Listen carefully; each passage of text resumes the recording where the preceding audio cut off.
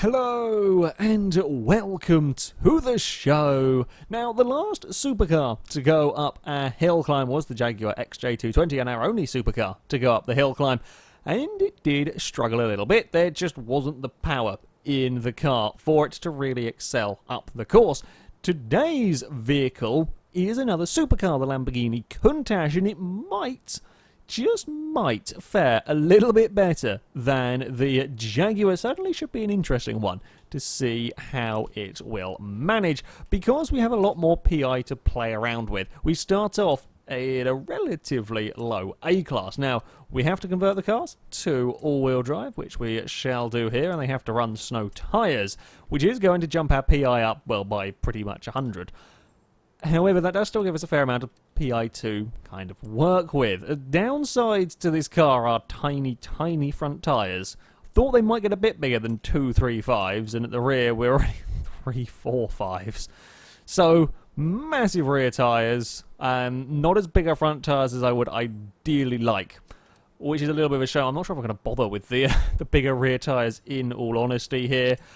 We kind of need other things for PI. When you've got tyres that big, we're not going to have problems with oversteer as it is. Unfortunately, we'll have to get rid of the Countach's fascinating normal wing for something with a bit more downforce.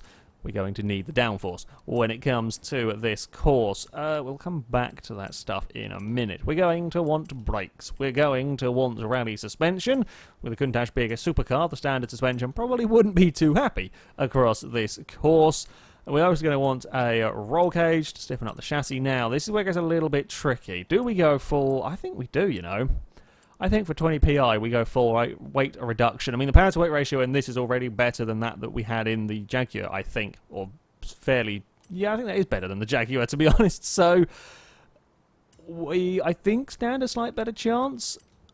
We've still got more PI to play around with as well. As far as engine goes, I imagine you can get the fancy high-power V12 in here if you wanted to. I am not going to have the PI, and yeah, we're not going to be able to put any fancy engine in the car. These parts are adding bugger all in the way of power. We could put a turbo on it, or a supercharger even. We could go for a twin turbo, or we can go for a centrifugal supercharger. Supercharger is heavier, but of course adds less, adds less power and is heavier, but adds less PI. I'm thinking we're going to go, let's go twin turbo, up to 529 horsepower in this car. Let's also go and have a quick rummage through these parts and see how we fare. Okay, of course, when you put the vehicle, when you convert the driveline, it does tend to put on, or it will put on, already kind of racing-y parts with this, so these tend to be relatively free in terms of PI.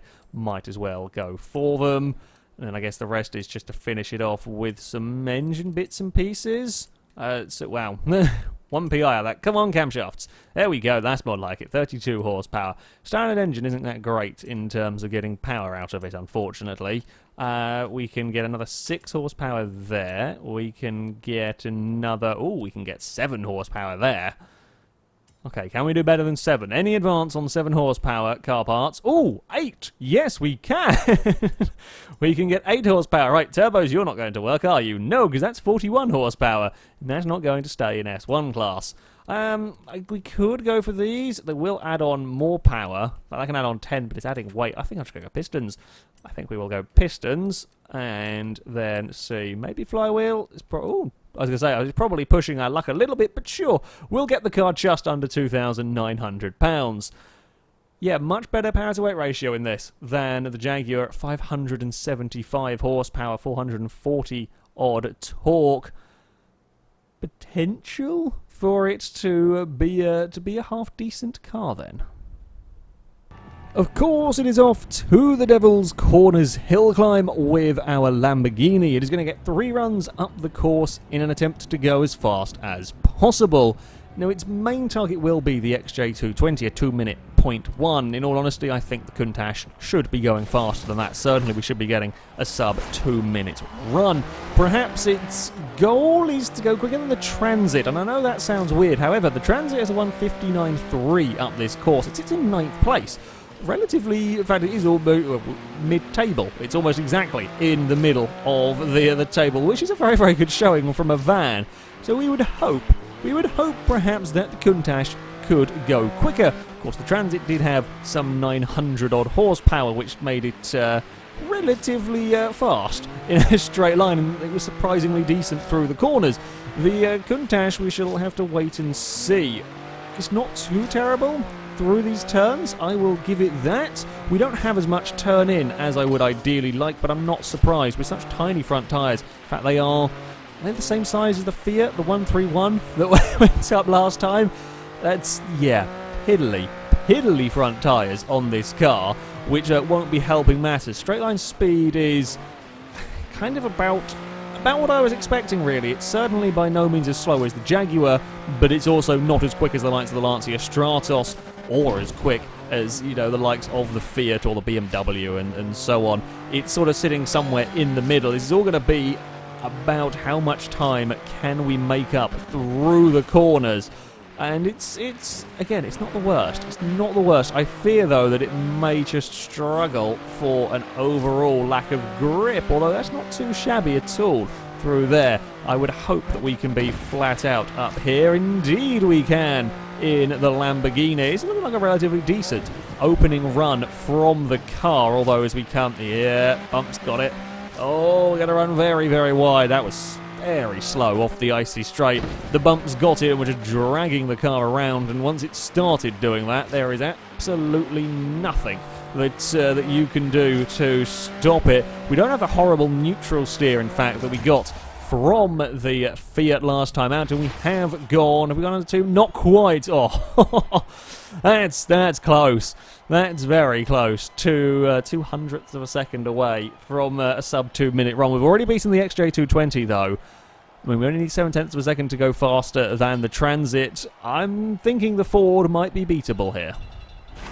So it is on to run 2, and we need to keep the Lamborghini under control across the bumps. The icy straight is proving to be quite mean to a number of these more inappropriate cars, shall we say? I think that's a relatively fair thing to say about a classic Italian supercar going up a snowy hill climb stage. The bumps are horrible.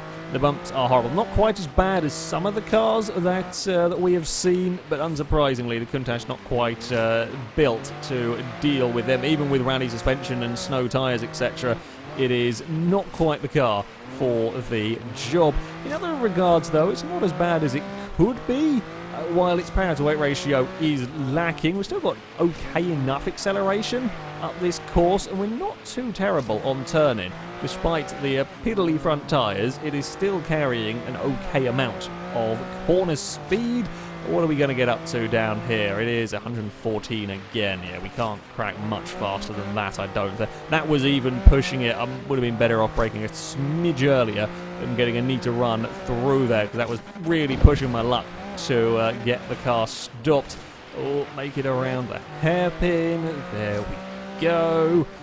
Yeah, these higher PI starting cars do tend to struggle. The Donkervor is only the real exception that we have come across so far in this series. The Donkervor was very high starting PI. However, it still got about 400 horsepower while being very, very light indeed, which meant it had the acceleration to get out of the corners, and despite being a track car, was actually still pretty good around on the snow. That is more like it from the Countach. Keep it on the...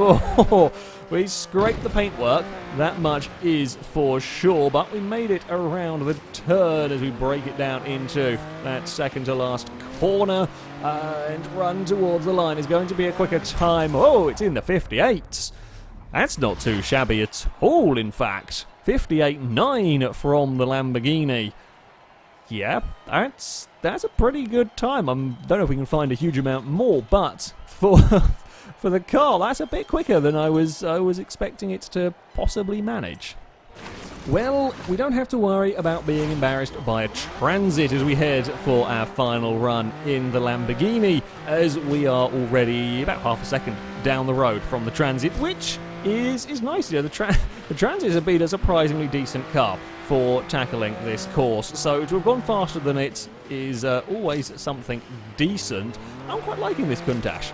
I am. I would ideally like either a little bit more power to get it out of the corners or a bit more grip to get it through the corners faster, because with this car, the way that it is, I've got to make up all of my time, say all my time through the corners, because you don't have the acceleration. I've got to keep my momentum up, perhaps is the best way of putting it, through these turns. You've got to carry as much speed as possible. Now, the Lamborghini is actually better at doing this than I feared it might be. We can carry and maintain some good corner speed, because, yeah, we can't get away with using brutal acceleration. It doesn't work in this car. And while, you know, vehicles like the Fiat that went out last time were just too crazy, too difficult to drive, things like the BMW 2002 Turbo, the Toyota AE86, could get around the corners just about okay and then had the brutal acceleration to save them out the other side.